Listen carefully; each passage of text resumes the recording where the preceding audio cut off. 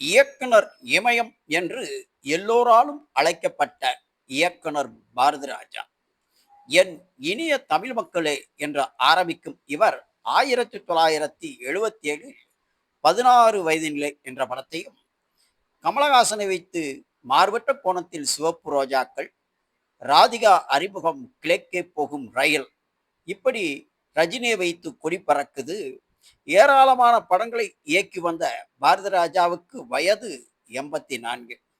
கடந்த சில மாதங்களாகவே அவருக்கு உடல்நிலை சரியில்லாத காரணத்தால் மருத்துவமனையில் அனுமதிக்கப்பட்டு தீவிர சிகிச்சை அளிக்கப்பட்ட நிலையில் தற்பொழுது அவர் காலமானார் என்ற செய்தி வந்துள்ளது. திரைப்படத் துறையிலே கிராமத்து கதைகளை மையமாக வைத்து மிகப்பெரிய வெற்றி பெற்ற கிராமத்து ராஜாவாக வலம் வந்த பாரதி ராஜா பல்வேறு சாதனைகளை தனது திரைப்படத் துறையில் ஏற்படுத்தியுள்ளார்.